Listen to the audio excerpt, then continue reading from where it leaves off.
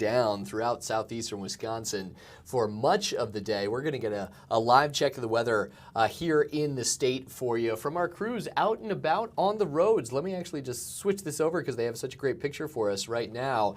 This is our crew in our brand new Fox mobile broadcast studio here. It's a truck that we can drive around with cameras front, back, top, and bottom, showing you some of the issues for drivers out there. Whole lot of water coming off the pavement, and that's a perfect use of their wheel well camera they have as well, showing some of the conditions, just how wet it is.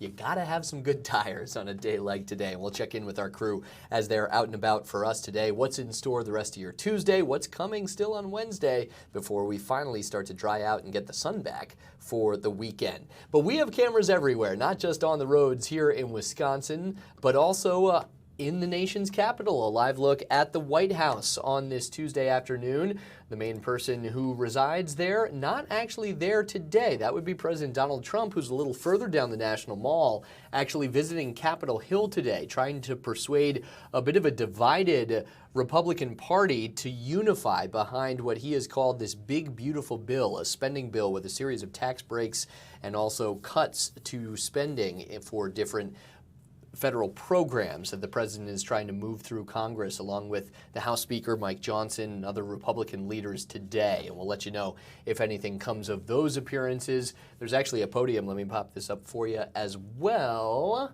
very quickly, that we are keeping an eye on things here. There you go, the United States Senate podium there. And if anyone steps to the podium discussing some of the conversations today, we will take you there as soon as we can. A couple other cameras for you just because I think it's kind of fun. How about this beautiful shot of the Statue of Liberty from New York City today? As you can see some of the sun and blue skies out there. Lady Liberty shining bright. And another angle of the Big Apple, the Empire State Building, also looking pretty good on this blue sky day. I believe on the bottom right there, that's the One World Trade Center building as well in the far background. But this is the Wisconsin Live Desk, of course. We're going to stick things back here in our great state. As let me pull up another feed for you. This is pretty interesting, happening right now. A discussion with the Rotary Club about what has become the kind of story of the last half year or so, that abandoned boat that was in the Milwaukee Lakeshore, stuck there for months and months. Part of the crew that actually finally was able to get the boat out is speaking to the Rotary Club today about the operation. So let's listen in, because this really captured so many audiences, hundreds of people going down by the lakefront to check out that removal finally just a few weeks ago. Let's listen in to some of the discussion about what it took to remove Deep Thought. A couple names, Jerry's Dry Dock, Jerry's Silo Marina. Maybe they were contacted by the owners. They had attempted to remove this boat 6 different times. Multiple various pieces of equipment that you use from the water. I guess I'm not very familiar with the water side of the recovery. But they tried very hard and they weren't able to do it. The last time that they tried, they were using pressured air or possibly pressured water to push the sand away from the boat in an attempt to float it. And it actually made our job a little more difficult. They sunk the boat a little deeper, got rid of some more of the shore, and possibly even filled the boat up with more sand. Obviously, after the rough winter and the rough weather in that cove, we didn't know what winter would have done to the boat. There was definitely an unknown. You can see just by the picture, the exterior of the boat is very deteriorated. The roof got beat down, maybe fell apart. I'm not 100% sure what happened to it. And then on their last recovery, Jerry's Dry Dock, you see that pontoon boat. They called that their barge. I actually remember listening to it on the radio on my way to work that day. They were like, we're bringing a barge with a very heavy winch, we're going to get it out. And I thought in my head, I'm like, that's a really good idea. They're definitely going to get it out. But it had failed. And they left that pontoon or their barge out there overnight because they were going to try the next day. And that unpredictable Lake Michigan weather, it came in and it broke the anchors off and it stranded a second boat on shore. And actually, Aaron and I were talking about this earlier today. I don't think I made it up, but I feel like there is a stigma around the Great Lakes, right? All the sunken boats and all of the things that have happened on the Great Lakes, a little bit of I don't want to call it tragedy, follows the Great Lakes, but we had some technical difficulties on the computer, and I couldn't use the slide pusher today, so it's, I feel like it's even following us a little bit here today. So let me see here, I'll move forward. After Jerry's 6th attempt and second stranded boat, there was concern that grew from the community just for safety. We're going into spring. So many people have traveled to view this boat, traversing over the rocks, which are very dangerous, I will say. I slipped a couple times. It is, if anyone's been down there, let's see a show of hands. Who visited this boat? Yeah, a lot of you guys. Now, how many of you walked over the rocks? All right, a lot less. The rocks are dangerous. I think the community knew, the county knew, the city knew. It was definitely time to get rid of the boat. There was a lot of people that wanted to see it stay, the SS Minnow landmark, but it was definitely time to get rid of the boat. The county contacted me, and actually I've been in communications with the county even last year, but there was always the possibility of who's responsible for payment. And I think the county was hoping Jerry would actually get it out. But I brought a fresh approach coming from land, a really good attitude, and I guaranteed success. I don't know about you guys, but when you guarantee success, there's a very small margin of error there that I guaranteed it, so I couldn't fail. So it was publicized. That was Plan B. The county hired the wrecker service for the county, and we were going to attempt it. And I, again, guaranteed I'd get it out on the first try.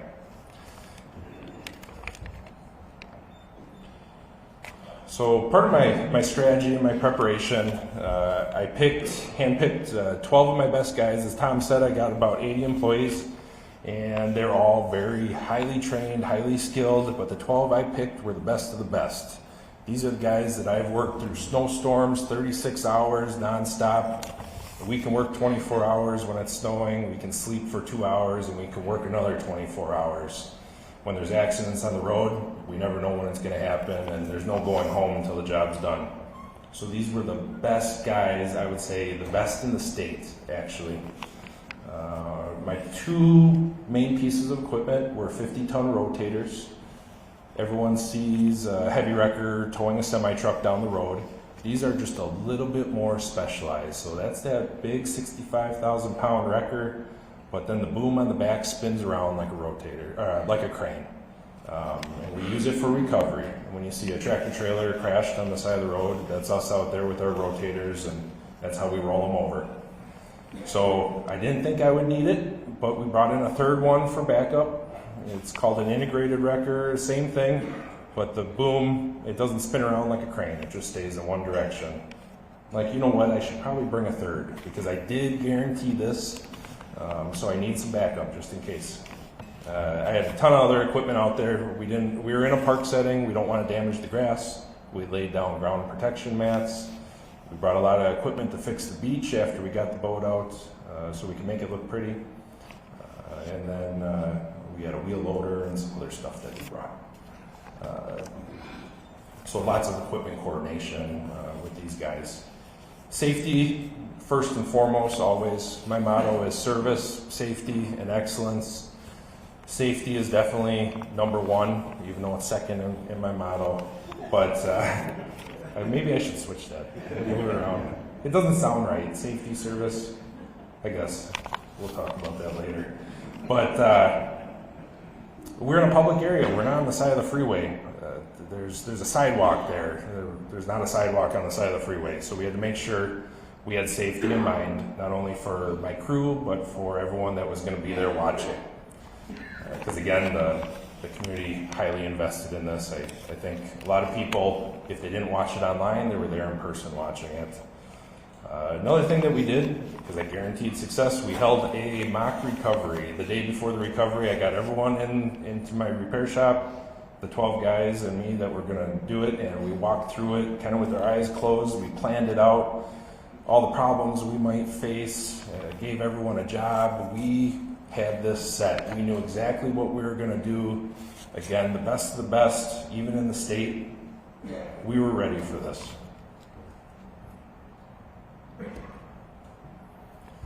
So the day of the recovery, execution was essential. We had planned this the day before. Beginning of the day, we had another little meeting just to touch any questions or bases. And throughout the recovery, through the day, that Great Lakes stigma, it really got us. We overcame some real setbacks and failures that really hurt throughout the day.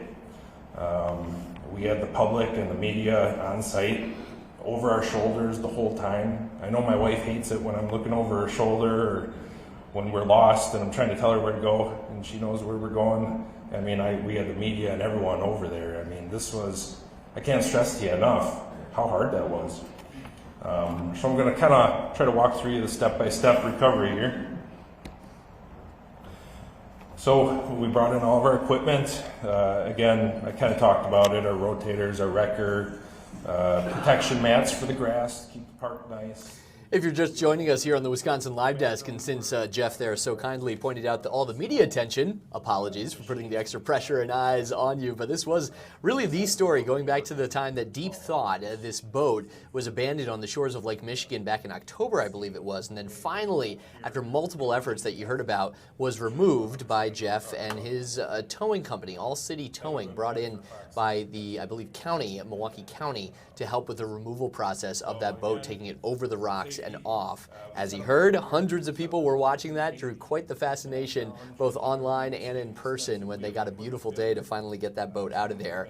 And now, as a sign of just how fluky and fun that story became, Jeff is the guest of honor at the Rotary Club of Milwaukee discussing the process of actually moving a massive boat like that out of the water and sand over the rocks and finally gone for good going into the spring and summer here in Milwaukee. Let's listen back into some of the comments from the Rotary Club. Trade magazines, and we've talked about it, and this was the perfect scenario.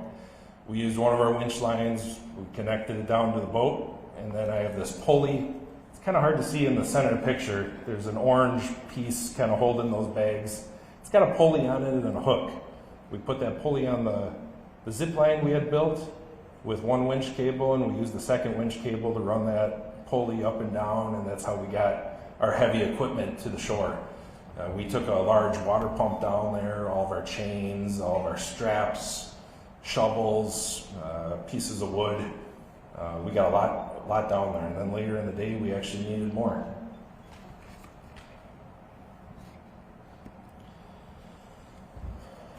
Going back to Jerry's dry dock, who attempted first, we had to get his boat out of the way. It was kind of in between the boat and the shore, so that was our first objective. Obviously, getting the water out of the boat and preparing safety and getting the mats down and setting up our equipment. We had to get that pontoon boat out of the way. That day, that boat was actually broke into 4 pieces. If you understand how rough those waters are, it broke both pontoons off, broke that deck into pieces.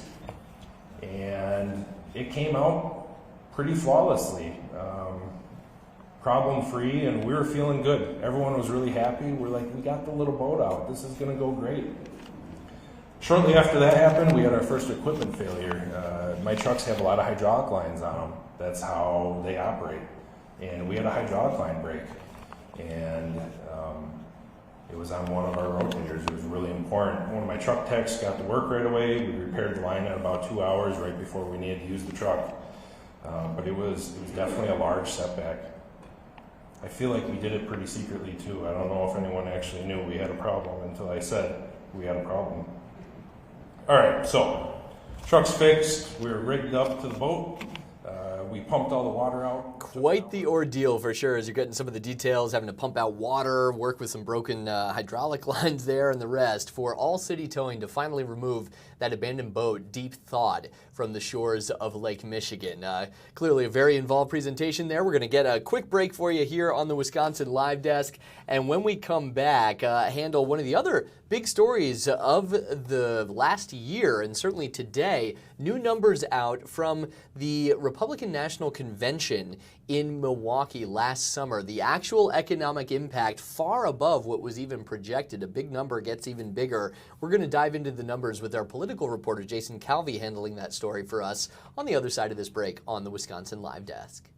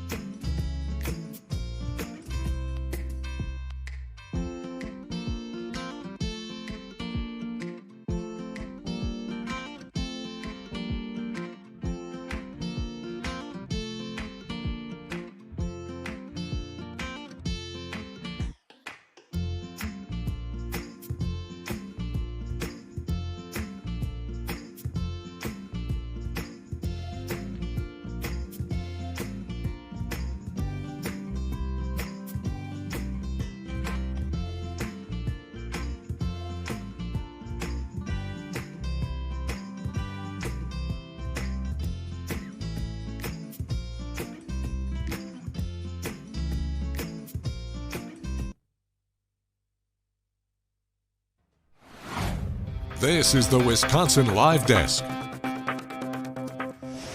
Good afternoon, 12:47 on this Tuesday afternoon. Sometimes I have to remind myself what exact day it is. It's a Tuesday here in Milwaukee, Wisconsin, as we show you a live look at Fiserv Forum. Not exactly the prettiest picture, quite different weather than what we had not quite a year ago, but almost a year ago, last July, the massive event, the Republican National Convention that came to Milwaukee. Well, today, all these months later, we got a report showing the true economic impact of that week in Milwaukee and all of those different delegates, reporters, media members, and the like, politicians coming to Milwaukee to kick off part of the 2024 election cycle for now President Donald Trump. And I want to get you back to the newsroom really quickly here. Let me get you caught up. Nope, that's the guy talking about the boat. Hold on, Jason.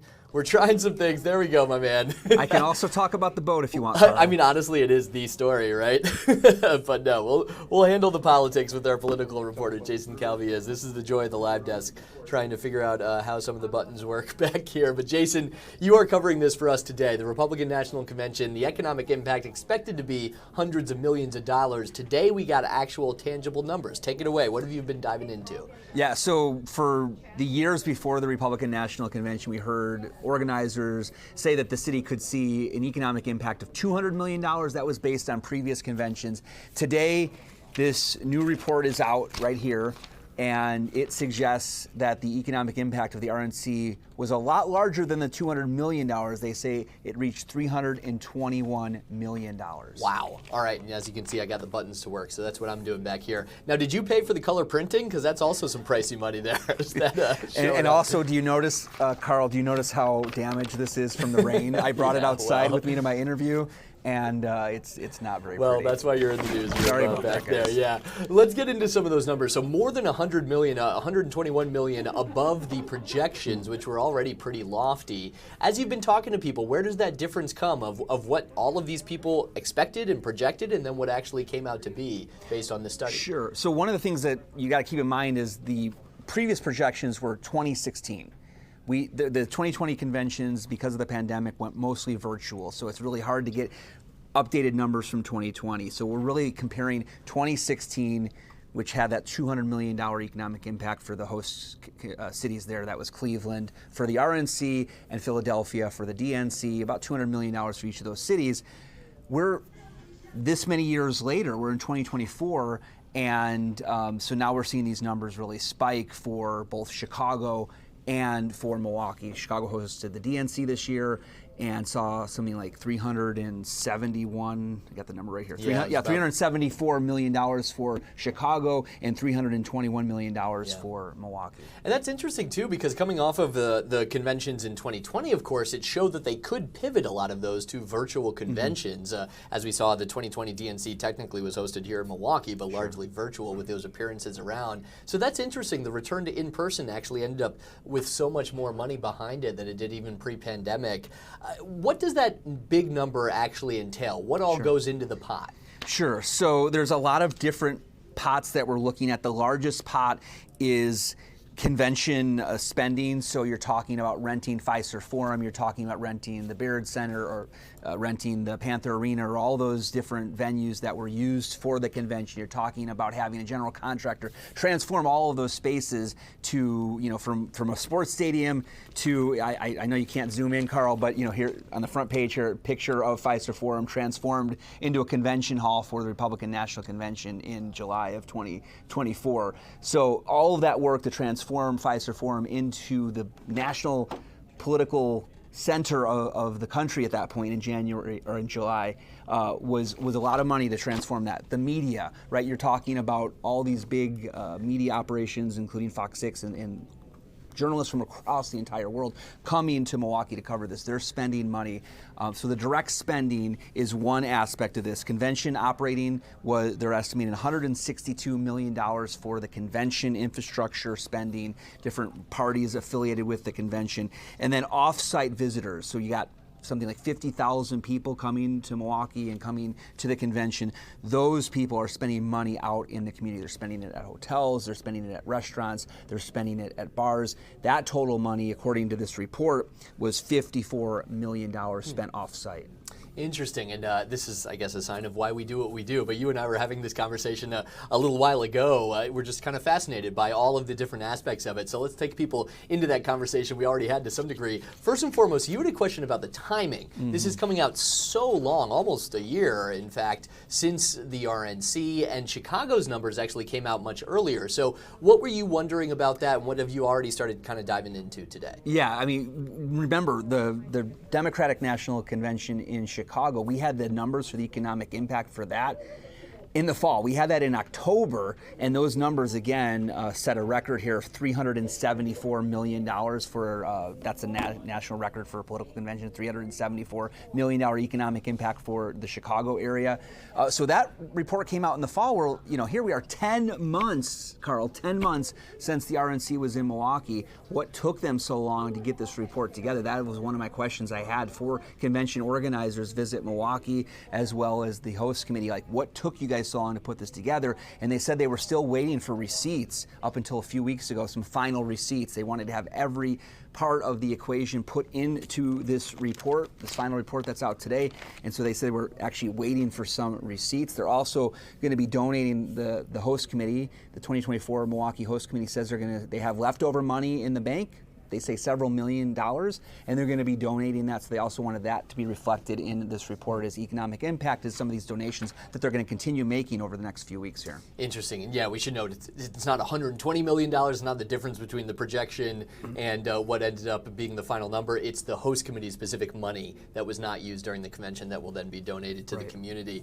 Now, my question, and this was because this was kind of what I focused on last July around the RNC. I know you were much more in Fiserv Forum, the politics of it. Of course, the nomination presumed for Vice President J.D. Vance and President Donald Trump coming out of it. I was kind of focused on the economic impact for the city, this topic, and I was outside of the security perimeter set up for much of that week in the 3rd Ward doing our reporting.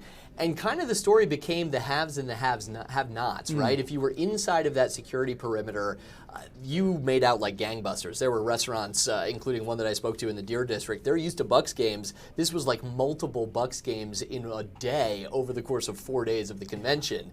Versus the outside, kind of where I was, a lot of people were gearing up for, hoping for crowds, hoping for all this windfall of dollars, and never saw it that week, as a lot of the delegates and everything didn't really make it outside of the security perimeter.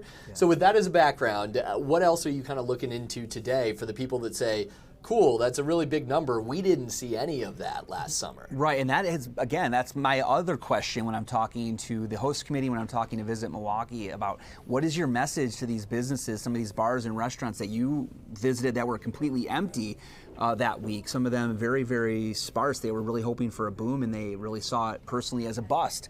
And so we were asking that question to the organizers, to those who helped pitch Milwaukee to the world, to the Republican convention, to come to Milwaukee. So we're going to have those answers tonight in our stories running tonight at 5 on right here. So you can watch that on Fox 6. But general gist of what they're telling me is that, whenever we have a convention in Milwaukee, the people that are going have a decision. They get to freely choose where to spend their money, and so whenever there's a convention, there's going to be some people that are going to make a lot of money, and some people that might not see a boost. But at the same time, during that week of the convention, there were people that were deciding not to even come to Milwaukee. There were businesses, some of the big businesses downtown, that were telling workers they could work from home. Yeah, that's right. As we give you another live look at what was the epicenter of that convention, Fiserv Forum, a lot of the businesses downtown said actually stay away. So for those restaurants and bars and things that have a reliable local crowd throughout the week, they didn't necessarily have those same numbers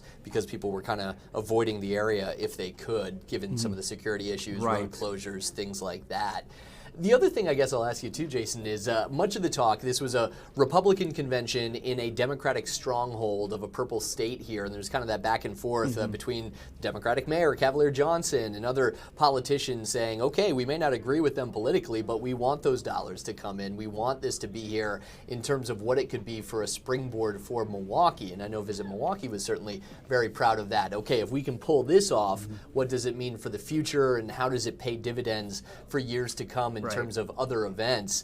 Have you heard anything from Visit Milwaukee yet about that and kind of the long-lasting impact of the RNC? Yeah, I mean, pretty much, Carl, I should have brought you on the interview, because all of the questions, there's questions that we asked Visit today, and they talked about that very issue. They had trade shows where they go and they pitch Milwaukee to various convention organizers, say, hey, you're having a convention for your fraternity, come to Milwaukee, we've got great venues here. And so they said the most recent time they did one of these trade shows was in Houston, which, by the way, is going to be hosting the next RNC, the next presidential election in 2028.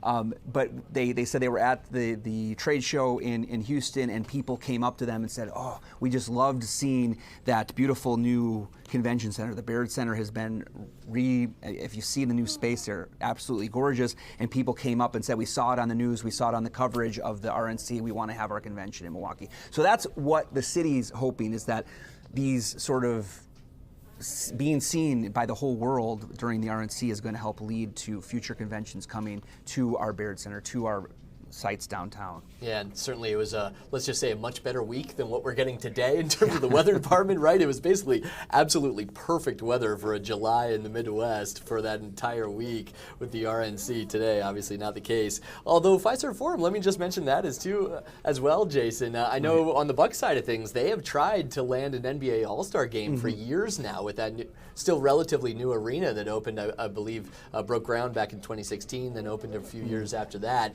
They've been trying to get the NBA All-Star game here, and I know the mayor and Visit Milwaukee have referenced that as well as one of those big marquee events that could possibly be the result of pulling off something like the RNC and kind of showing Milwaukee on that stage too. Right, and Carl, with that, remind me, one of the issues with it was the hotel numbers, right? Isn't that yeah, I believe so, and kind of how many could fit downtown versus the surrounding areas. So with the NFL draft, which was in Green Bay, it was sort of the same question. Green Bay doesn't have nearly enough hotels to host how many people, hundreds of thousands that came out for the NFL draft.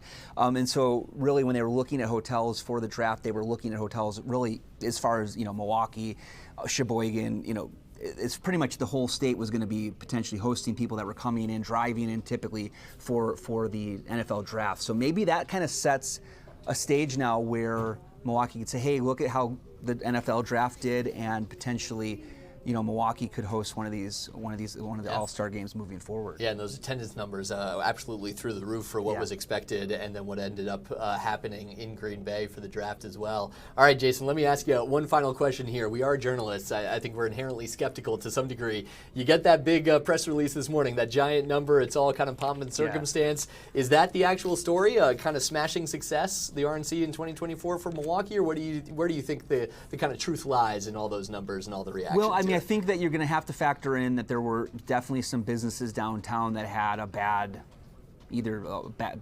week during the RNC, because as you showed, there were places that were empty. People decided not to go maybe outside of the secured perimeter. These businesses were looking for a boom. They may have even stocked up extra food or drinks and staffed, and then where was the extra business for them? But at the end of the day, the economic impact, according to the study, and again, I didn't even mention who put this study together. Tourism Economics is pretty much an international firm, Carl, that researches how the economic impact is for different events like the RNC. They also did, the same organization, the same firm, did the numbers for the DNC that came out in the fall. So this is a major firm that did the numbers here. They're seen as nonpartisan, and they're seen as an expert in estimating what the economic impact is for events. It's Tourism Economics. It's a part of the Oxford Economics Company. So has some name recognition for people that put together conventions. And this is the numbers that they found, the $321 million economic impact for this area because of the RNC. But it doesn't include if there was losses, because some of those businesses may have had a lower number that week. But this is just people that came, the 50,000 people that came to Milwaukee, spending money at the hotels, spending money at the bars, spending money at the restaurants, spending money for shuttle service to and from their hotel. So all of that money added up, according to this firm, Tourism Economics, $321 million.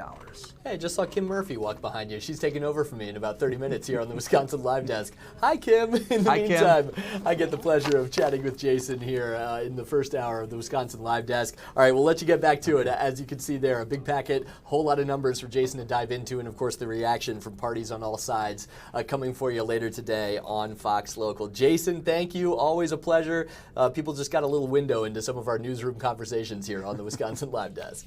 You didn't even see the people that were crawling underneath the camera, Carl. It was hilarious. Aaron Mabin crawled by. Our IT technician, Jonathan, actually is an Army vet, and he did like an Army crawl underneath the camera to get to one of his other jobs here. Tell him the more the merrier. It's the Wisconsin Live Desk. We welcome all parts. I told him, Carl promised me it wasn't a show. You guys can walk right across the camera, no problem. Aaron, if you want to walk across the camera, that's no problem. Let's spice it up. There you go. Hey, it's a working newsroom. And hey, Jason, before I let you go, boat talk still going on out there for you at the Rotary Club. So we'll let you get onto that story maybe after this. All right. Jason Calvi in the very busy newsroom for us. Thank you very much. As we get ready to take a short break here on the Wisconsin Live Desk, we will try to check in with more of that boat conversation as well as some of the other news of the day, giving you another live look at Fiserv Forum. The RNC was the event in Milwaukee in 2024, of course, leading up to a momentous election for our battleground state as well, and much of the fallout still to come in Jason's reporting tonight on Fox Local and on the Fox 6 Milwaukee YouTube channel.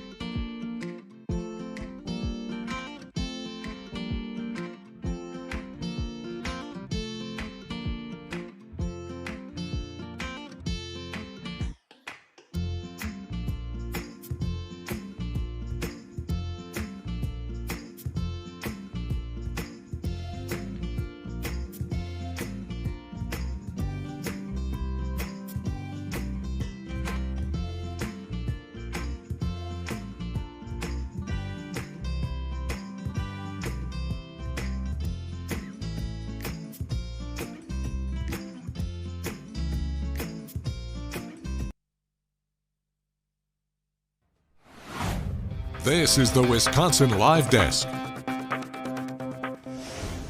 Carl Leffenbaugh back with you here on the Wisconsin Live Desk just past 1 o'clock. As we keep rolling along, we go from the RNC back to the other big story of what became the story in 2025, late 2024 into 2025, and that would be the boat, the abandoned boat along the shoreline of Lake Michigan. Jeff Pillar there with All City Towing, the company that finally got the boat out of and over the rocks and off of that Lake Michigan shoreline. Still speaking to the Rotary Club of Milwaukee. It was a fascinating story, certainly captured attention here in Milwaukee, and as you can see, the interest of the club as well. I believe he's taking some questions now, so let's listen in. How did they get Deep Thought, the abandoned boat, finally off the lakefront? This is the man in the company that did it. Hi, I'm Mary Bolek. I ran past that boat so many times, so it was really interesting to see how big it was compared to what you saw from the running trail there. I'm wondering, with all the resources you had dedicated that day, did you sacrifice or lose a lot of business on that day? So my other staff, they really stepped up to fully staff the operations outside the people that were there. There was a lot of overtime and a lot of extra work that week. And customer service is definitely a high priority for us. And it might have lacked a little bit that day. The wait times might have been increased a little bit. But besides that, everyone else really stepped up and pulled their weight. This was fascinating because I lived on a boat that size for about 6 months, and that was my nightmare. But couldn't they get a towboat, like a tugboat, to pull it out and take it somewhere where they're afraid it was going to sink? Or why did they have to go the land route? Why didn't they consider going the water route?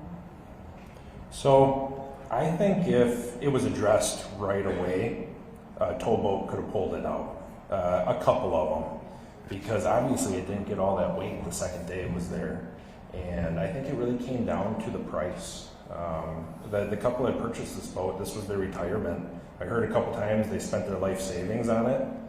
And I think the situation kind of got away from everyone. And by the time Jerry had tried the first time, I think it was I think some time had passed. You can't quote me on when he actually first tried, but at that time, some of the weight and some of the damage might already been done. So, and obviously when it came to us, the boat had accumulated so much weight. They were trying to pull it out with boats and it just wasn't working. You're welcome. Are we done with questions, or is there anybody else? Oh, John, here you go. Okay. Hi, Chuck Koenig. Thanks for getting it out. Twofold. One, did you have to put any, or did you make any consideration for something like telephone poles under it, like the Egyptians? And second of all, did you break even at least on this, or no one talked about the financial cost to your company? I saw in the newspaper it was like $75,000 or something like that, or I'm not sure what the quote was, but is that what part of the negotiation is, and why it's sitting in your yard, or is it have they paid their bill? So to address the foam pole question first, we had talked about building some stuff off the rock, but it came to the rock was so far, we didn't have the equipment that could reach. Then you're talking about pulling in a very large, like a Big Blue style crane. And that's a massive operation, which I can only assume, I don't know what that costs, and that would just be to put down the poles, right? We can pull from far away, we can pull, but you can't really place. We had thought about that, but going back to, I thought it was going to come over the rock a little easier than it did. I didn't think it was going to be so heavy, so kind of, if I knew the weight, maybe we would have revisited that a little bit. Money-wise, we originally had quoted, everyone heard it was going to be around $50,000. We have went way over that.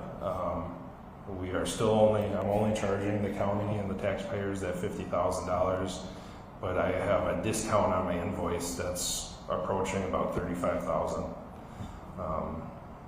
So that's what that is. I Kathy, are you coming with a question? Okay, all right.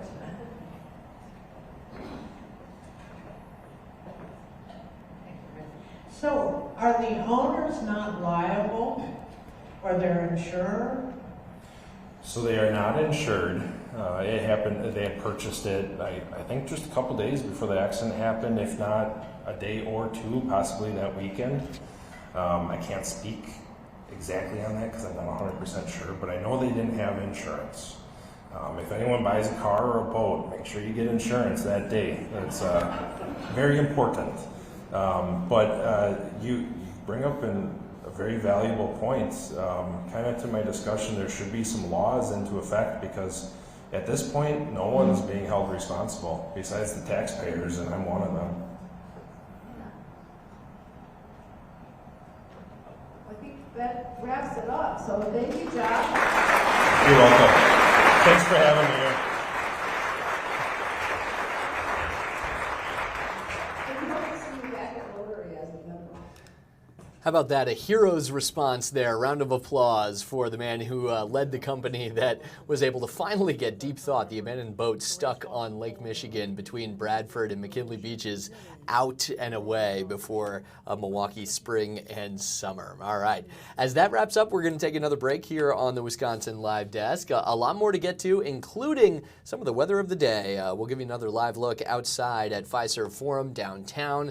Pretty dreary, much like the Bucks' performance in the playoffs. Is that too harsh to say? I don't know. It was a rough one, but that's okay. I digress. We'll be back after this on the Wisconsin Live Desk.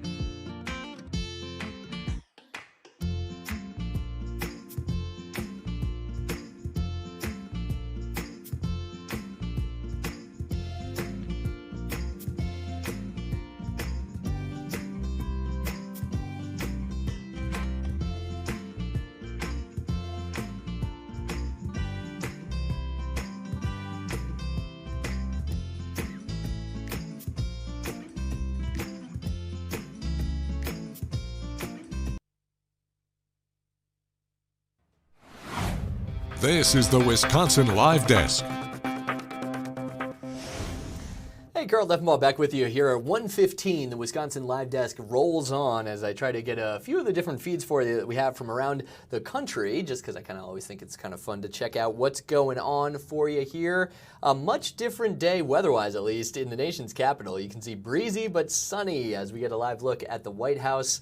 And we are also tracking something that's happening up the National Mall for you soon at Capitol Hill. That would be a Committee on Oversight and Government Reform. Doesn't sound the most scintillating, does it? But This is what it's about, the Oversight Task Force on the Declassification of Federal Secrets. And the title for this hearing, the JFK Files, assessing over 60 years of the federal government's obstruction, obfuscation, and deception. Very good SAT words, very interesting topic for many who have been fascinated by the JFK assassination for these 60 years or so. And hey, why not go up the coast a little bit, just because I like this picture a lot. Live look at Lady Liberty there, the Statue of Liberty, standing tall in New York City there on this Tuesday afternoon. Let's just say it's a prettier picture from the Big Apple than it is from the big broadcast tower in Estherbrook Park. This is a live look now as we see the clouds and the fog rolling through. But why listen to me talk about the weather when we have Stephanie Barkello standing by, in the weather office, getting ready to tell us what we're in for, because it's kind of a mess out there. That's why you're inside, not out, as you sometimes are known to do on the nicer days. But yeah, Steph, this is just kind of started today and not let up for a whole period of the morning now into the afternoon.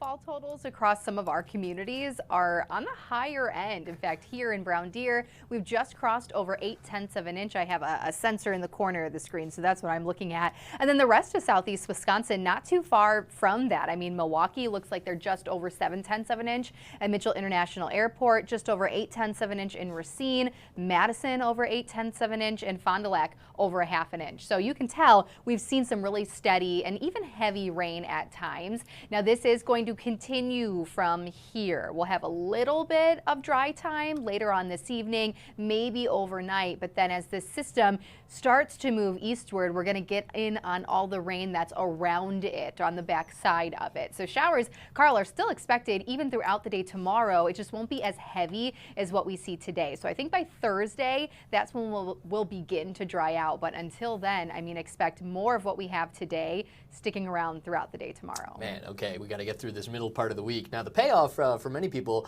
of course, is the long weekend ahead. Memorial Day Monday is ahead, series of celebrations marking the holiday, or the celebrations on Monday, and a chance to honor those who have given the ultimate sacrifice, but also for many, a long weekend, a 3-day weekend. Let's look ahead to that a little bit.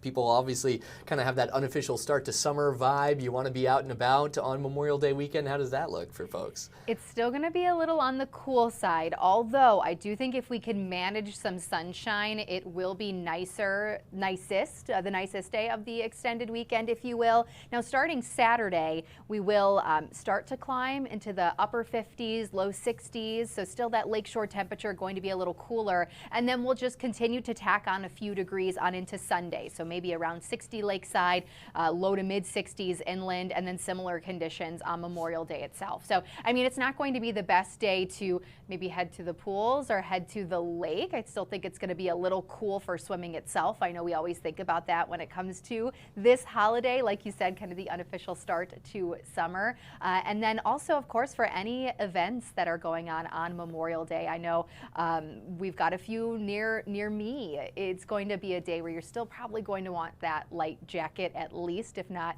a little bit of that medium jacket. You know, it's Wisconsin. We have one for every single season. So not perfect temperature-wise, but at this point, I do think we'll manage to see a little bit of sunshine. Hey, at least you don't need the rain jacket and the straight-up waders like you do to get out and about today in some places. Rain boots might not cut it based on some of those totals that you've given us already. All right, since I hit you with a couple big words starting off, obfuscation being my favorite of those three from that federal committee. How about this? Since I have access to your graphics, I don't really know why, but here we go. What was this? I imagine this was something you guys discussed on the Wisconsin Weather Experts today. The word of the day. If people are missing this noon every day on Fox Local, they're missing out, right? Yeah, actually, Carl, you're getting a little ahead of yourself. This has not aired yet. Thanks for that. I'm sorry. I'll take it away.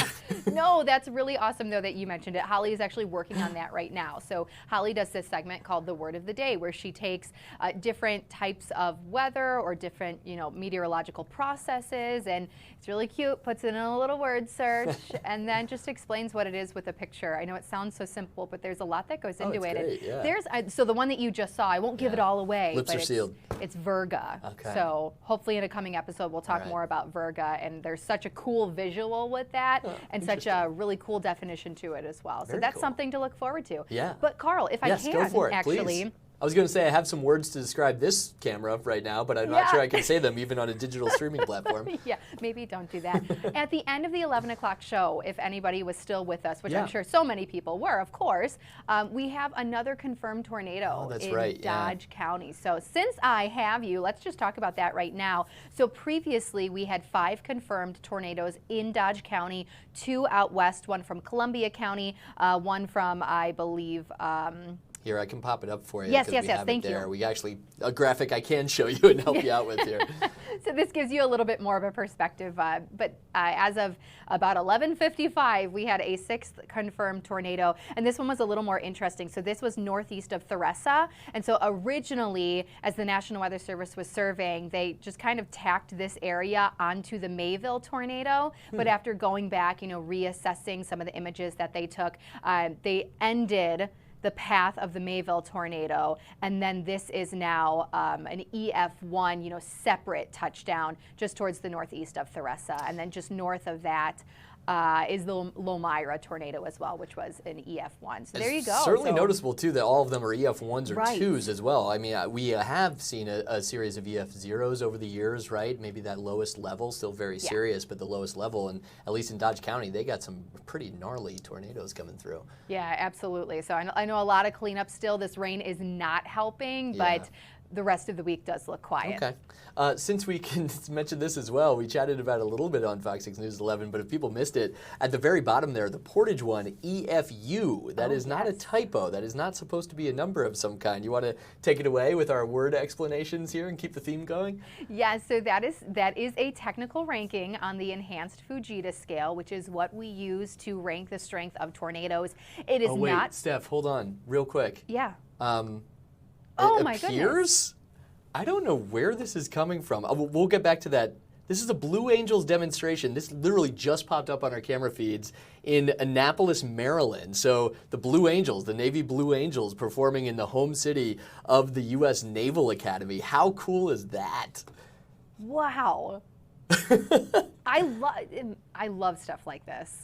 Because they've obviously come and performed at the Air and Water Show here in Milwaukee. Sensational to watch. I wonder, I could look this up real quick, or maybe our producer Delaney back in the booth. I wonder if it's graduation weekend for the U.S. Naval Academy. I mean, that would Although make I guess sense. On a Tuesday, maybe not. Maybe they're just doing a demonstration, but wow. Oh, that is just so fascinating. It's really cool, too, if you live by the lake, for the Air and Water Show, just to see them practicing. A lot of times they'll fly over houses. It's really cool. Oh, absolutely, yeah. It's really cool. We used to live in Brewers Hill, and we would get buzzed all the time, and all of a sudden you're like, what is happening there? Okay, if they keep going with this, I'll bring it back to it. It looks like they're turning around a little bit now. But sorry, I got distracted. No, I just I'm looked glad. up. We have our monitors here and was like, what is that? Might have Top Gun and Tom Cruise with the new Mission Impossible movie on my mind here. Okay, let's get back to it. So EFU, you were explaining, the Enhanced Fujita scale. Yes, so it is a ranking. Again, this is EF unknown on the Enhanced Fujita scale. So they have video footage or... in this case, in the Portage tornado, they had video footage of the tornado touching the ground, but no evidence of any damage. So they know a tornado touched in the middle of a field in this case. So still a tornado, just no damage associated with it. So it's an EFU. So this happens, every so often. It's not terribly common, but honestly, these are the best types of tornadoes because they don't really impact people or cause any damage. Yeah, so in this case, it was just over an open field. Unlike what we saw in Mayville and Juneau, where there was a lot of damage. Thankfully, no injuries, no deaths, something like that, because unfortunately, we've seen far worse down south in Kentucky, especially this week. All right, Stephanie Barkello, always keeping us informed back there. You want one last shot of the Blue Angels before we go to break here? All right, here we go.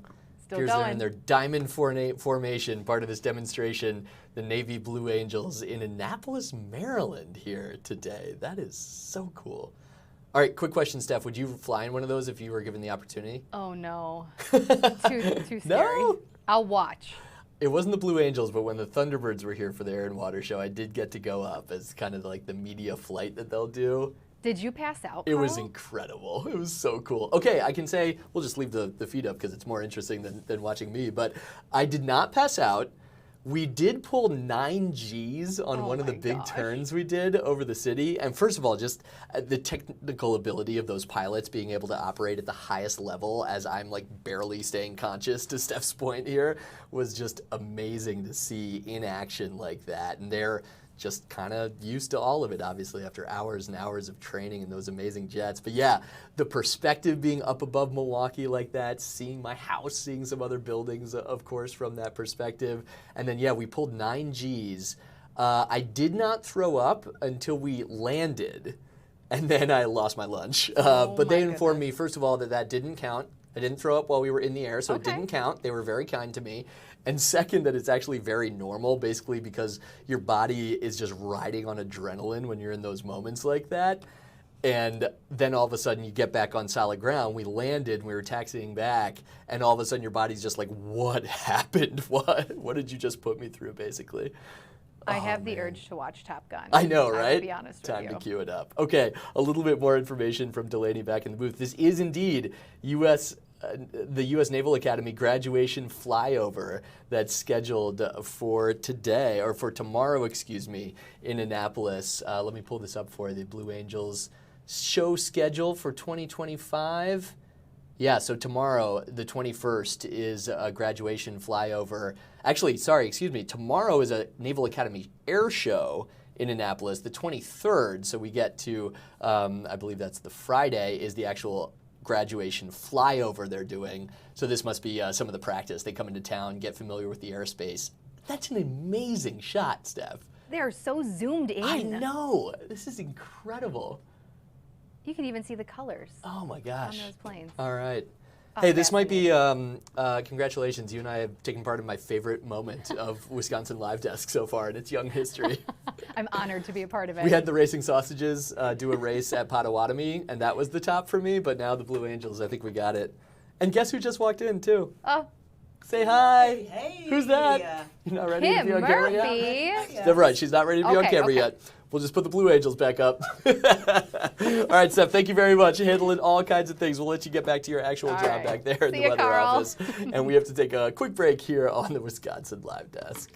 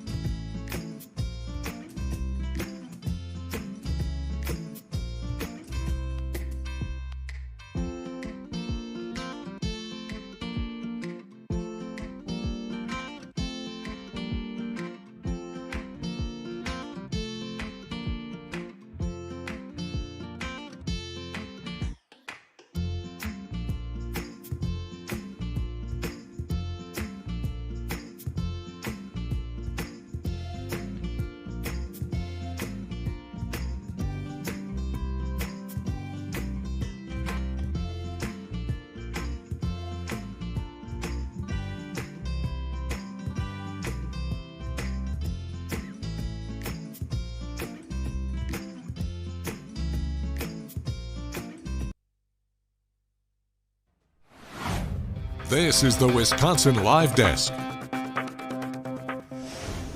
Welcome back to the Wisconsin Live Desk. It is 1:29, getting ready to do the handoff. Kim Murphy standing by to handle the second hour of the Wisconsin Live Desk here for you from our Milwaukee studios. too good not to pop back up one more time for you. The Blue Angels continue their demonstrations. I believe this is practice, actually, for what's to come over the next couple days in Annapolis, Maryland, the home of the U.S. Naval Academy and the pride of the U.S. Navy air elements there, performing and practicing before an Academy Air Show tomorrow and a graduation flyover on Friday in Annapolis. Now, I mentioned something else we were tracking has just started for you here in Washington, D.C., or out in the nation's capital, I should say. And that would be a discussion from the House Oversight Committee. Let me get it up for you here. House Oversight Task Force on the declassification of federal secrets. And this is related to the JFK files. This just got started. So we're going to use this to handle our handoff here. Kim Murphy handling things for you over the next hour after we all get logged off, logged on properly. But take a listen, because some potentially interesting stuff coming from this House Oversight Task Force discussing the declassification of the JFK files over about 60 years or so. Kim will be with you after this. Sir, Dr. Curtis, you can sit, but please raise your right hand, sir. Do you so solemnly swear and affirm that the testimony that you are about to give is the truth, the whole truth, and nothing but the truth, so help you God? Thank you. Let the record show that the witnesses have answered in the affirmative. The task force certainly appreciates you for being here today, and we look forward to hearing your testimony. Let me remind you and the witnesses that we have read your written statements and that they will appear in record in full. And as an accommodation, because of the historic nature of this testimony, please also be ensured that you will not be rushed for your opening statements, but try to keep it around 10 minutes if possible. As a reminder, please press the button on the microphone in front of you so that it is on and the members can hear you. When you begin to speak, the light in front of you will turn green. After 9 minutes, the light may turn yellow, and when the red light comes on, that means your time is up, but we will not be gaveling you out, so please take your time. I now recognize Mr. Bolden to give an opening statement.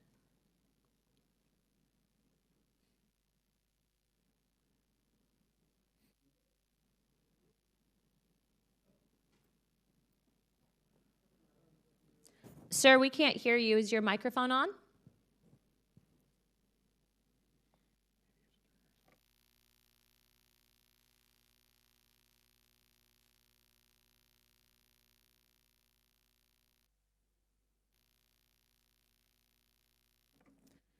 We still can't hear him.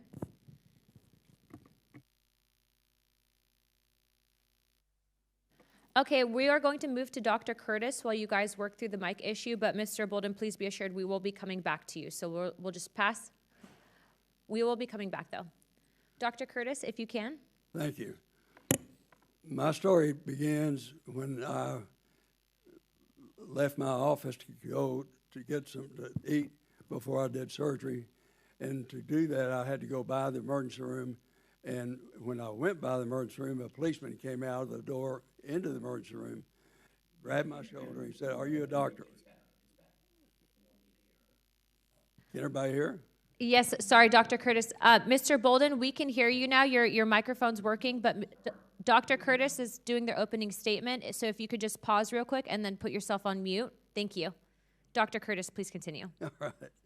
So the policeman asked me if I was a doctor, and I said yes. And he grabbed me by the arm and pulled me into the emergency room and took me to the trauma room. And when I looked in the trauma room, there was 3 people in the room. One was the president, and he was laying on the gurney, and an extremist. And the other was Dr. Carrico, James Carrico, and one nurse. And the reason Dr. Carrico was on his own is because the Governor Conley was brought in before him, and he was very seriously ill, and the staff, all the staff in the emergency room went to help him, and then Dr. Carrico was left to take care of the president by himself. So I walked in, and he had just placed a endotracheal tube, and then I walked up and held the tube so he could connect the bird machine to it. The bird machine is an intermittent positive pressure respiratory help, and it works. Good afternoon. It's Kim Murphy here on the Wisconsin Live Desk for your second hour on this dreary Tuesday. You've been listening to testimony, a task force on the declassification of federal secrets, this related to the JFK files. Those who are expected to speak, Dr. Don Curtis, who I believe you're listening to right now. He was a doctor at Parkland Memorial Hospital the day that the president was brought in after the assassination attempt. Americans, they say, are tired of the federal government's deception and cover-up, and so this task force was formed. Now, something else is going on. The president has been busy this morning speaking with GOP members of the House, trying to get his, quote, big, beautiful bill past the finish line. Republicans are divided, as are Democrats, who say that this is only going to add to the federal deficit. So let's switch over now to what is happening now with the discussions on the bill. The president's goal is to have this package all wrapped up and ready to go pretty quickly to continue his objectives to shrink governments and make America great again. Let's take a look at what is happening now. This is U.S. Wisconsin Senator Tammy Baldwin. Let's listen.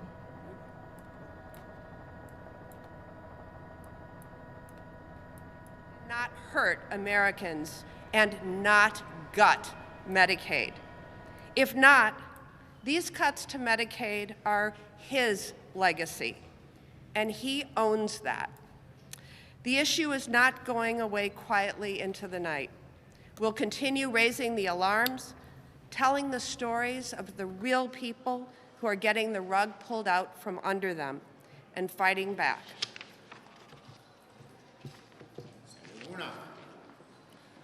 So the Republicans have a real problem. They are trying to cut $880 billion out of Medicaid, and there is not enough waste, fraud, and abuse to cut $880 billion from Medicaid, not even close.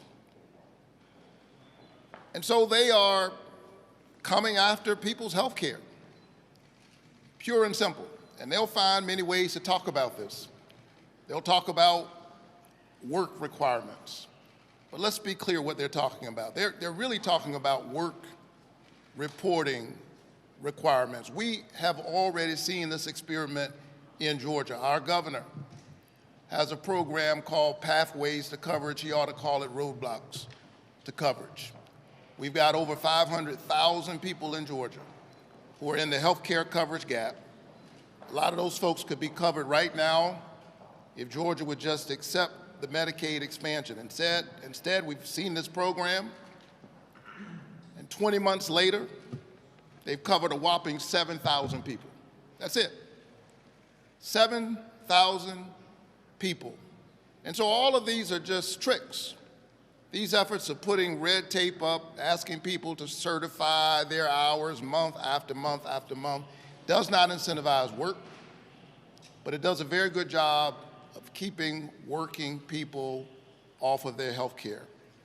And as a result of that, our workforce grows sicker and poorer, and it's a drag on our economy. Every time I hear this, I think about Heather Payne, who is a traveling nurse in Georgia. And ironically, she spent her whole career working in healthcare. And one day she got sick. And to make a long story short, she discovered she had had a series of mini strokes. And she needed to see a neurologist, but she didn't have health care. And so all of this time later, she's struggling, trying to get her life back together. Heather Payne, traveling nurse from Georgia, doesn't need work requirements. She needs health care so that she can get back to work. The data is very clear on this. I released a report on this last week. I want to see people work. My daddy drilled that into me. And so we're not going to let people moralize and preach to us about work requirements while they're giving billionaires a tax cut. The way to get people back to work is to have a healthy workforce. And so we all must raise our voices on this budget. A budget is not just a fiscal document, it's a moral document. Show me your budget, and I'll show you who you think matters and who does not. And if this budget that they're trying to push through using reconciliation were an EKG, it would suggest that the Republican Party has a heart problem and that they are in need of moral repair. And so we will continue to raise the voices of ordinary people and stand on the side of the people who sent us here so that they can get back to work and do the best by their families. Thank you, Senator Warnock. Yes, Sahil. If Senate Republicans move forward this week in defiance of the parliamentarian and pass the California EDCRA, do you see that as unraveling the filibuster, and what will the Yes. consequences be when Democrats are in charge? Number one, in answer to your first question, it's going nuclear, plain and simple. It's overruling the parliamentarian. And second, what goes around comes around. Yes. What is your response to the arrest and, well, to the charges filed against Congresswoman McIver? Do you think Democrats can do anything? Look, I think what they're doing is outrageous, and I think that, you know, this is typical of the Justice Department trying to intimidate anybody who might oppose them, whether they be an elected official, a judge, or anybody else. Yes?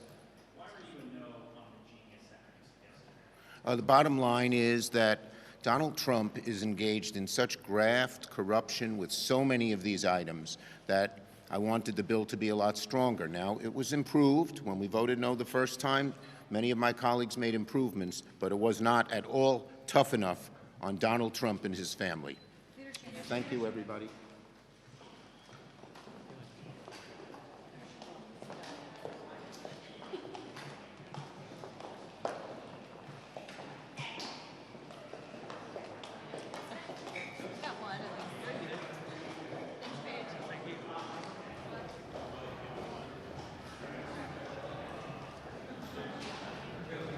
And you've been listening to Democrats respond to the president's priorities for his big, beautiful bill, as he calls it. He had a meeting earlier this morning with House GOP leaders to get passage of this bill. There is still some division among Republicans on this bill.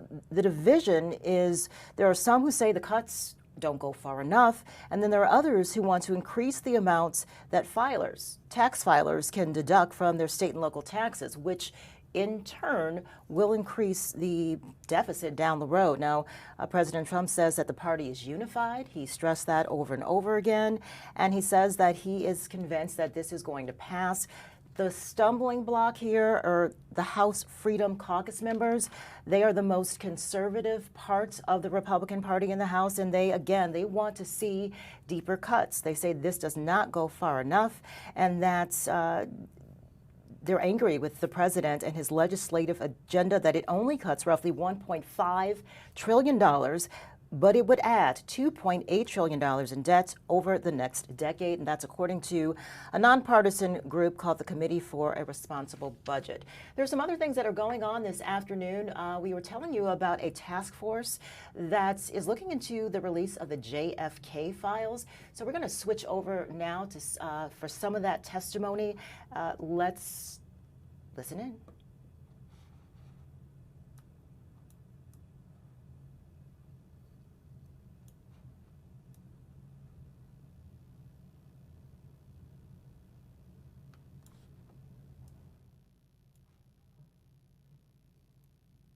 I don't know if that is audio issues on our end or on theirs. We're not really getting any sound on that. But what I can tell you about this, it's a task force that looks about declassifying some of the documents around the JFK assassination, and on deck to testify, Dr. Don Curtis. He was a doctor at Parkland Memorial Hospital when the president was rushed in there. Also, Dr. Dan Hardaway, he's a former select committee on the assassination staff. There is a judge who was the former head of the Assassinations Record Review Board. And Abraham Bolden, he's a former U.S. Secret Service agent. So all of those people are set to testify this hearing that is happening right now, a task force to look into the declassification of certain government secrets, federal files. We're going to take a quick break, see if we can recover that audio. We'll be right back, but you're watching the Wisconsin Live Desk.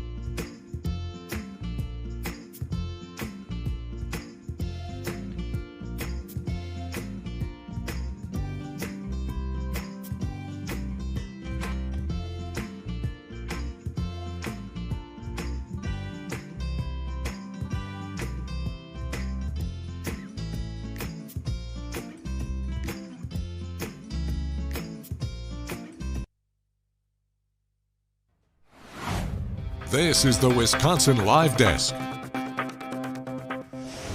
And welcome back to the Wisconsin Live Desk. I'm Kim Murphy here with you for the second hour on this Tuesday. I'm going to take you back to Maryland. You never get enough of seeing the Blue Angels, whether they're performing in our city or whether they're practicing, and that's exactly what's happening right now. They've got a full schedule this summer, of course. One of the things that they'll be doing, though, they will be doing a flyover for the naval graduation on the 23rd, just in a couple of days. So this is their practice because, you know, practice makes perfect, but just so exciting to see something like this happen, and it doesn't happen all the time. On the 21st, they will be in Annapolis for the Naval Academy Air Show, and then on the 23rd, also in Annapolis, Maryland, for the U.S. Naval Academy graduation flyover. And not taking a day off on the 24th of this month, they are in Middletown, Pennsylvania, for the air show in central Pennsylvania. So you are watching the Blue Angels as they practice some of their maneuvers. They have air shows all throughout the year, so it's pretty cool when you get to see them. We will get to see them. They're coming to Milwaukee July 19th through the 20th for the Milwaukee Air and Water Show. So you can consider this just a little preview of what you can see. Let's see if we can get a little sound and maybe get some audio of what's happening. That's 2 for 2, no audio with that one, but again, it's just beautiful just to kind of see those things take flight, and they're just so precise in their maneuvers and their exercises. So they've got a busy schedule. The next 2 days they will be doing flyovers. The first is for the Naval Academy Air Show. That's happening tomorrow on the 21st. And then on the 23rd is the U.S. Naval Academy graduation flyover. So another thing that we've been following all these years later, there's still discussion about the JFK files and whether or not the government obstructed the public's knowledge of what exactly happened there. So we're going to take you back to that hearing, what's going on right now. And we're going to give it one more shot to see if we can get some audio to hear some of the testimony that is happening right now.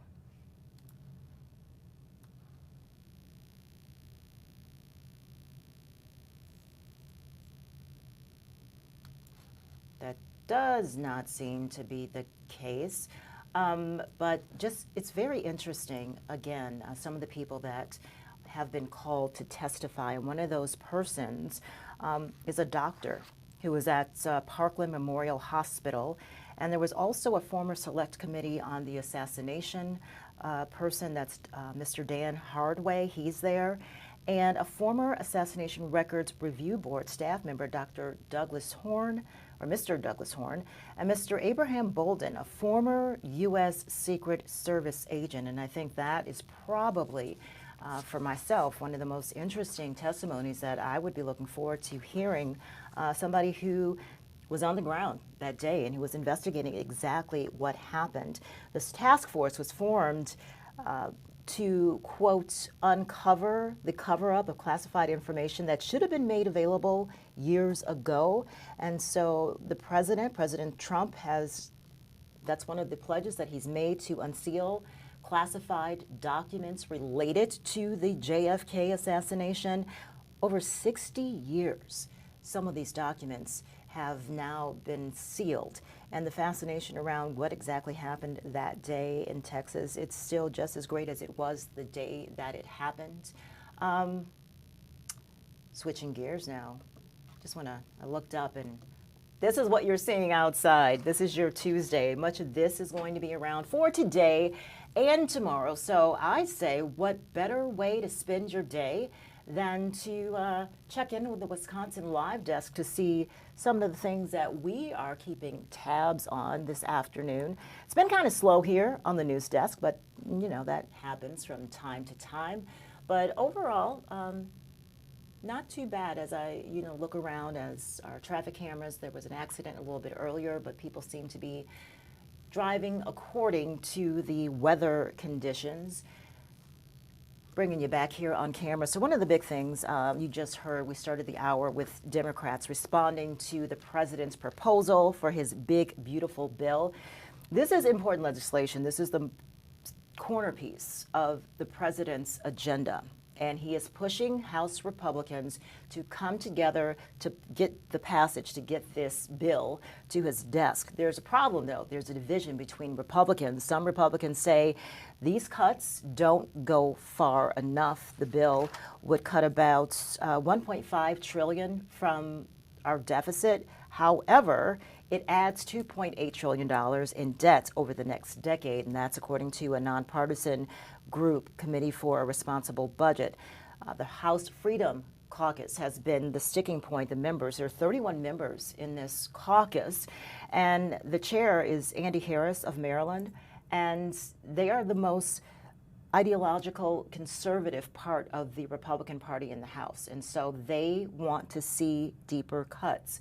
Problem for Democrats, they say that this is more than just a fiscal budget, that there is also a social agenda, because social service programs that feed, serve, help some of our citizens, those are on the chopping block. And so Democrats are opposed to this budget because they say those who will be hurt the most are those who can afford it the least. So stay tuned for developments in that budget battle, because it has not by any means been settled.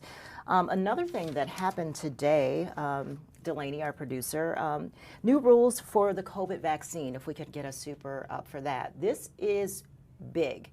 So you know every fall how we roll up our sleeves and we get a flu shot and a COVID-19 vaccination, and that's been the case for the last 5 years. Well, today the FDA released new requirements for yearly updates, really on who can get those COVID-19 vaccines. The new rules say that it would only be available, the COVID-19 vax would only be available to adults who are 65 years and older, children, and young adults with at least one health issue. So that's different than what we've seen in the past, where basically if you wanted to get a COVID vaccine, you could get it. The rules now from the FDA is saying that it's going to limit the availability of those who can get the COVID vaccine. The new rules would require only available to adults who are 65 years and older, children, young adults with at least one health issue. The fallout from this, the possible fallout from this, is that there could be less vaccine available, and the vaccine could be less insurable. So you could imagine a situation where you don't fall in one of those three categories.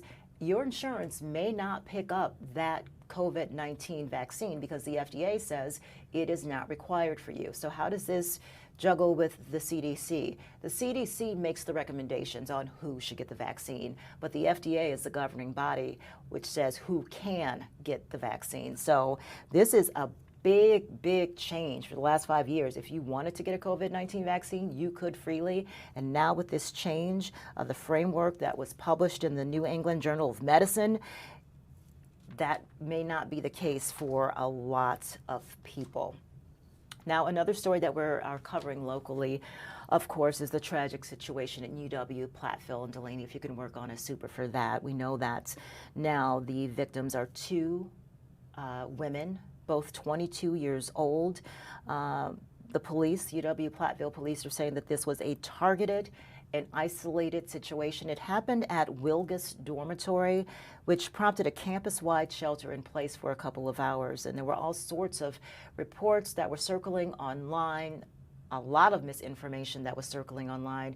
But what we can tell you is that two female students, both 22 years old, died in this incident. We know the names of those women. Kelsey Martin, she was a psychology, she just graduated, earning her psychology degree, and Haley Helms, who had just earned her elementary education degree. The two had graduated just a couple of days before. Now, the circumstances, we are still trying to learn exactly what happened. Police are being very cautious on what they are saying about this situation. The first news conference that we got last night around 7 o'clock, the UW-Platteville police chief admitted that the details would be few and far between as they pieced together this information. And it was only late after we had gone off air that Platteville authorities identified the 2 women who died in this incident at Wilgus Dormitory. The circumstances we don't know, but we do know that UW-Platteville has canceled all scheduled finals. The exams that were supposed to happen this week have been canceled. And what also just stood out last night in the early briefings is that counseling services were being offered immediately this morning, starting at 8 a.m. for students who would need counseling. So that gives us an indication that there may have been witnesses to this situation that left 2 22-year-old women dead.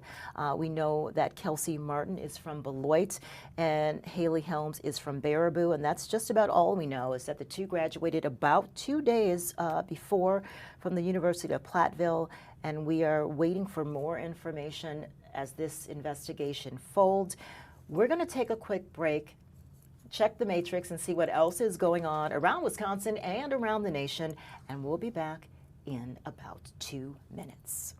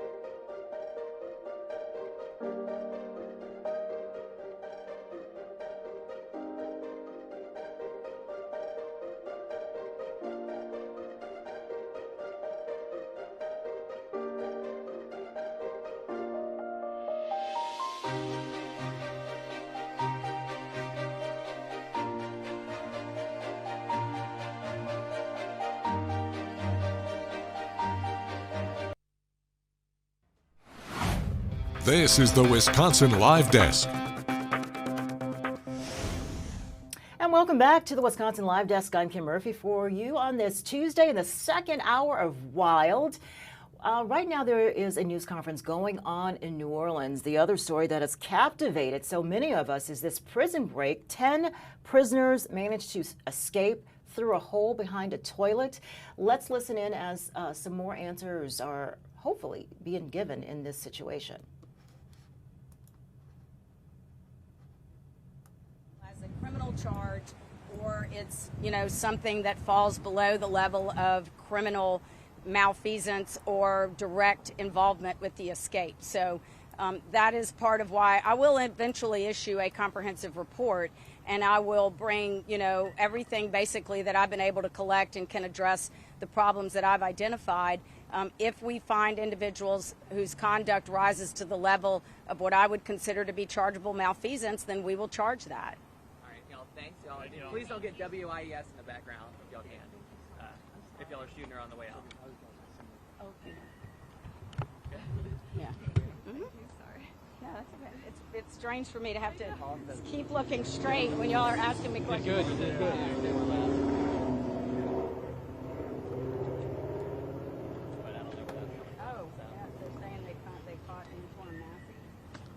And you've just been listening to a little bit of a news conference. What we know, the new developments since overnight. A maintenance worker has been arrested and charged with aiding those inmates in their escape. He's a 33-year-old man, and since his arrest, he has said, he admits that he did help the inmates by turning off the water, which allowed them to then disconnect the toilet and escape through that opening, that hole. And this is a developing situation. Those inmates are still on the run. We know that the man who was arrested was 33 years old, is 33 years old. His name is Sterling Williams, and he says that he did it because the inmates threatened to shank him. His words. So he says he had no choice but to help them by turning off the water. 3 other workers have also been suspended while the investigation continues. The escape happened Friday while there was one guard on duty. That one guard, the responsibility was to keep an eye on the video feed of those inmates. That person stepped away for a bite to eat, and during that time, those 10 inmates escaped through a hole and then had the audacity to leave a message, pointing to, this is how we escaped, kind of like in your face kind of a thing. So those inmates, some of them very dangerous, who are serving time for murder, they're still out there on the run, and that is very concerning. And from the very beginning on Friday, officials not only talked about their frustrations, they were also very sure from the very beginning that this was an inside job. So the first arrest in this escape is this maintenance worker who says, yeah, I did it. I turned off the water. They told me to turn off the water. I did exactly that. They said if I didn't, they would stab me. He did it. Question is, when did he alert authorities that, okay, I just turned off the water and those guys are like making it across the yard? It's unclear if he came forward himself with that information or if through the investigation that was found out. But again, these 10 inmates slipped through a hole. They removed the toilet and they slipped through a hole. So we're going to take one more break and we will be back. But you're watching the Wisconsin Live Desk.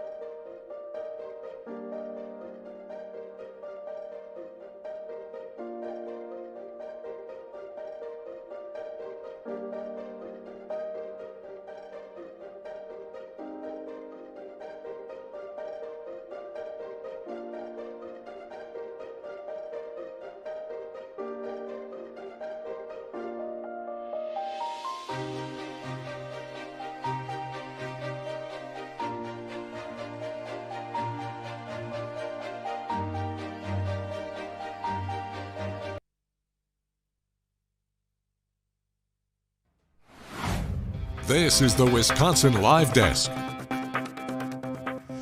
And welcome back to the Wisconsin Live Desk. I am Kim Murphy. Thanks for joining us on this rainy Tuesday. A couple stories that we've been following. One big story coming from Washington as the president is pushing to get his budget bill, which he's named his big, beautiful budget bill, passed in the House, and That has so far proven not to be so easy. We're also keeping an eye on that situation in New Orleans, where inmates escape from jail. We're going to check in now with our Brett Lemoyne if our feed holds up now. Brett is working on a story. Not quite ready yet, so we're going to try to get that for you in just a moment. The weather kind of affects everything, you know. Sometimes it even affects our technology here, but the last thing that you just heard from was from officials, the Attorney General in New Orleans, discussing the arrest that has been made after those prisoners escaped. The search for those prisoners continues. This is a story that's gotten a lot of eyes just because of you don't think prison breaks actually happen in this day and age, and apparently they do, but not without some help. And that's what the authorities in New Orleans have said from the very beginning, is that they believe this was an inside job. So far, one person has been arrested, a maintenance worker. You could say that he was maybe the key to this plan, because he admits that he turned off the water that would have been flowing through the septic system, that toilet, so that they could remove it and not cause a flood and alert the jail staff what was going on. So he's admitted that that was his part, but he's saying that he was forced to do so because the inmates threatened to shank him, in his words. And 3 other people we know have also been suspended as the investigation continues. We also are continuing to follow locally more information on what exactly happened at UW-Platteville. Tragic story, just 2 days after graduation. We know that 2 women are dead. We are waiting for more information and a possible update from UW-Platteville authorities. We do know sometime around 4:30 yesterday afternoon, the entire campus went on lockdown. Platteville police being very tight-lipped about what exactly was going on at the time. They didn't say what prompted the response, but we did know very early on that it was surrounding Wilgus Dormitory, Wilgus Hall. Later, we learned that all exams, not only for Tuesday and today, but for the rest of the week, have been canceled. And immediately there was counseling services that were set up for students to take advantage of. So that added to the mystery of what exactly happened inside of that dorm. And we do now know that 2 women, ages 22 years old, were found dead inside the dormitory. UW-Platteville police are only saying that this was targeted, it's isolated, and that there is no danger to the public, but this is indeed troubling these young women just graduating 2 days prior. So it's troubling indeed, and so we don't really have much more information beyond that. The police chief saying that they are being deliberately vague. We're going to take you back to Maryland. This is a long practice for the Blue Angels here. Let's take a look. Again, they have a couple of dates in Maryland. They have an air show. They also have the naval graduation that is happening this week, so that's pretty exciting. But exciting for us is that we also will host the Blue Angels later this summer, July 19th through the 20th, for the Air and Water Show. So that is always a great show. Weather permitting, we have to say that, because there have been a couple of years where the show has either been downsized or just canceled altogether because we've been so foggy and the visibility it wasn't safe for them to fly. And so if we have a day like this is what you're looking at right now in Milwaukee. This is no good for the Blue Angels. So hopefully all of this rain and the clouds and the visibility problems that we're having today and tomorrow, hopefully those get out of here in time for July. You would hope by July we warm up and clear up, and we get to host the Blue Angels as they do what only the Blue Angels can do. Pretty interesting. And we're waiting for Brett Lemoyne. I think his signal has cleared up a little bit for us. Brett Lemoyne always has some great stories out of Waukesha County. He's our Waukesha County reporter. And he also has some great financial advice. So we're going to go to Brett Lemoyne now.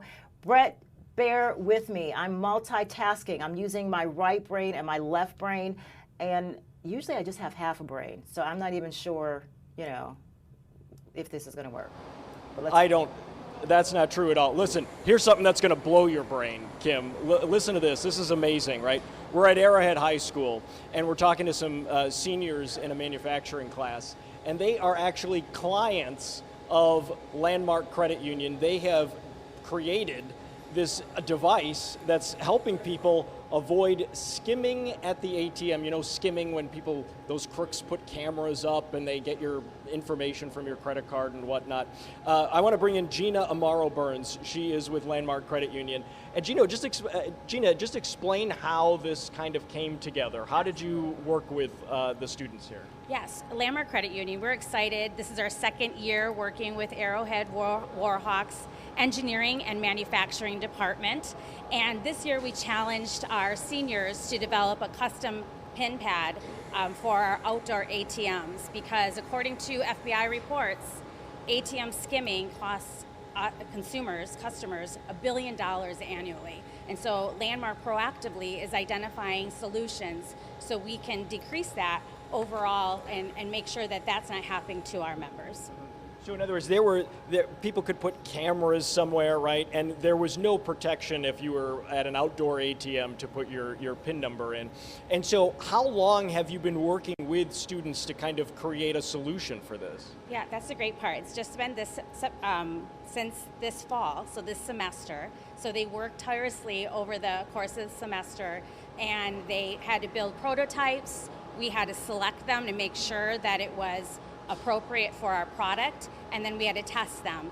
And since then, we've ordered 75 units coming in of just under $10,000, and all those dollars go towards scholarships at Arrowhead High School. Which is incredible. And I was talking to some of the students earlier, Gina, and they said that, you know, they're basically, it's like they're working for you, right? But even though they're in a high school class, you are their client, and they are creating these things for you know, real world applications, and it's all being done here. I mean, the design of this device, the manufacturing of it, the welding, the bending of the metal, it's all being done here. Is this the first time that you've got to see this space?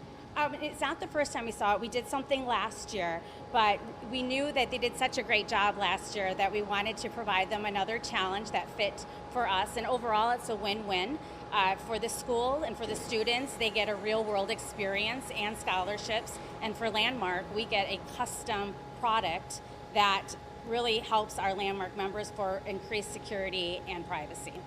Awesome, awesome. Well, thank you so much, Gina. We appreciate it. I want to see if we can find Gavin. Where's Gavin? We're going to bring in Gavin. Gavin is a senior here at Arrowhead High School, and he's been the project lead for this, Kim. A really, really smart kid. I say kid, he's, you know, taller than me and smarter than me, so that goes a long way. But you know, he has spent the last couple of months designing and preparing these, what seems like a really simple solution, right? I mean, it seems like just a simple metal covering, but there's been so much more into it. Gavin Dye here. Thank you so much, Gavin, for joining us one more time. Just explain what this process has been like for you and what you personally have taken away from this as a high school student. Yeah, so it's been a really good process. I've learned a lot from this. I guess one of the coolest things I feel like it's been done is just being able to go through the whole design process from beginning to end and seeing, I guess, all the iterations and developments I've been able to make, and being able to take into consideration all the different manufacturing processes and design requirements required for this, and then being able to go test it in the real world and see how it actually works. And it's been an awesome time being able to just go through the whole process. Now, you were explaining it to me earlier because, you know, I'm not of an engineering mind, but this is actually, it looks simple, but it was pretty complex what you actually had to do for this, right? Yeah, so the whole goal of the design was to be as simple looking as possible. We wanted to be not very flashy and kind of have it blend in with the ATM itself. But behind it, there was a lot of time dedicated to engineering and design work, There's a bunch of different prototypes that have been designed, made, and that didn't make the cut. And then this specific design also had a bunch of sub-iterations as well that got it to this final design, and a bunch of test fits and a bunch of meetings had to happen for it to happen, work, I guess. And how is this going to apply to your future career goals? You want to be an engineer. Yeah, so I do want to be an engineer in the future, and designing something like this has just kind of not only reinforced the idea that I do want to continue pursuing engineering. I love the whole design and just being able to go through everything, but then also it was just another, I guess, learning moment for me, being able to find what worked, what didn't, and just another opportunity to practice my, I guess, engineering design abilities.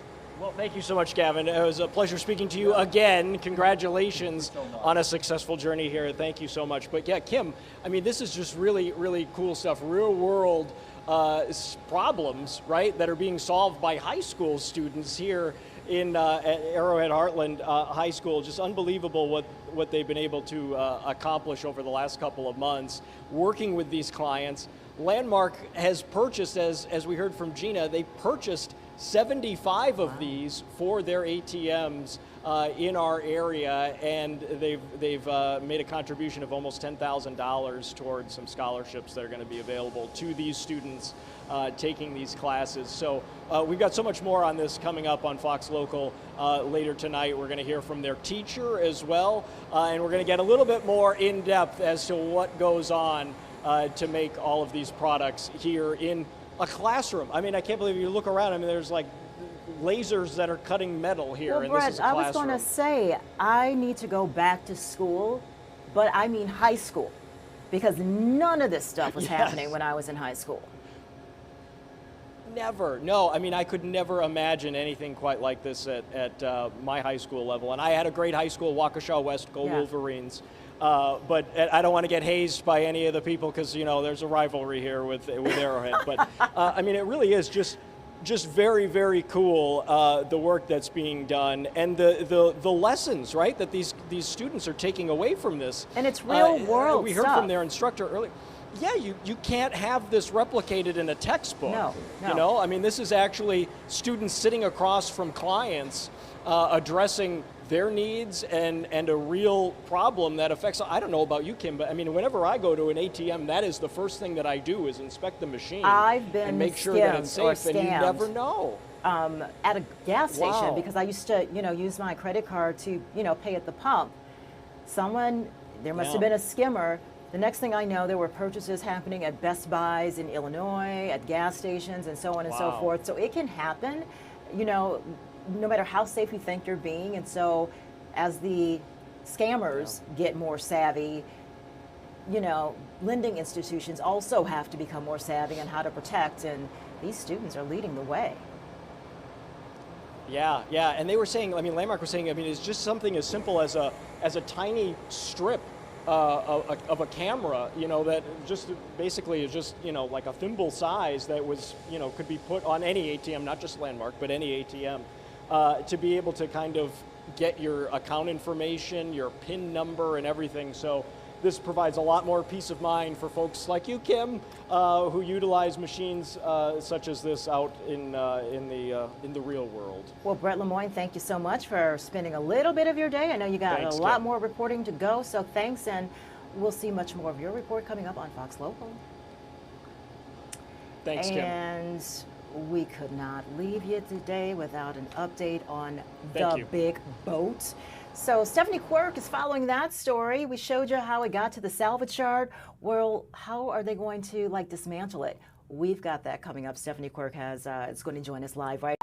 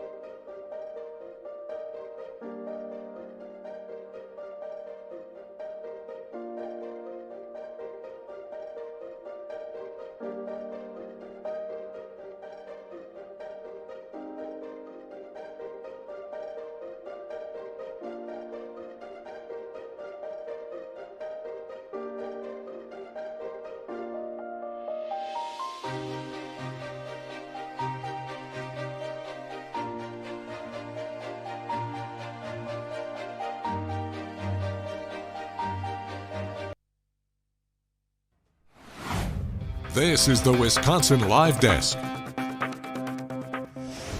Welcome back to the Wisconsin Live Desk, Boat Watch 2025. It's not over till it's over, right? We want to go to Stephanie Quirk, who is standing by, drenched in the rain. So I want to get to you right away. Steph, what is the latest? What's going on with the Deep Thought? Yes, well, this is actually the closest I've ever been to Deep Thought. We're here at the All City Towing Lot on the city south side, where Deep Thought has been sitting for the past 2 weeks. All City Towing removed the boat 2 weeks ago, which was stuck in between Bradford and McKinley beaches for roughly 6 months since October. The crews were successful in getting it out, and since then it's sat here at this lot. Now, the reason we're talking about this is because the owner of All City Towing, Jeff Pillar, he actually spoke at the Rotary Club today, and he walked us through some of the challenges and kind of hiccups that they had to work through that day when they were removing the boat, which was an all-day thing. Boat Watch 2025 never ends. But it was very interesting to hear his perspective just about how much of a challenge this boat was, Kim. In fact, they estimated it would weigh around 40,000 pounds. Turns out, he said, it was somewhere near 100,000 pounds, which is just absolutely wild. So you could imagine trying to pull that out with those 3 trucks that they use. You could see even he overestimated the challenges that this would come with it, Kim. Steph, I have to ask, you've seen this boat quite a few times. Are people still, like, I know this is a private salvage yard, but are people still finding a way to get into the Deep Thought and like add some more graffiti? Because it looks like there's more. From what it sounds like, it's tucked away here, but he did say for people, actually at the Rotary Club today, he did say if you want to come and take a picture of it, feel free. But it is a private lot, so no graffiti or anything there. But for the first time, I actually got on the back of the boat and got to look inside, which is interesting because, we watched this boat, we saw the progression of this saga surrounding Deep Thought over the course of the past 6 months, but didn't really get to see the inside of the boat, so we got a closer look at that and just kind of is what there, it looks I would like imagine there's like a lot of mud and like what's yes. it look like? Glass, mud, graffiti, and just like pieces kind of scattered all over the place. But it was interesting to see like actually inside it there's a bedroom. Wow. Or what was a bedroom inside the boat here. So the Rotary Club, is everyone still upbeat about this? Because this is still a financial issue. Like, how are they feeling about that? Well, and that's actually one thing he touched on too. So they estimated the cost of removing it would be somewhere around $50,000. Turns out it was actually much more than anticipated. However, he did say today that they're giving the county and taxpayers who ultimately will have to pay for this a discount and keeping it at that $50,000.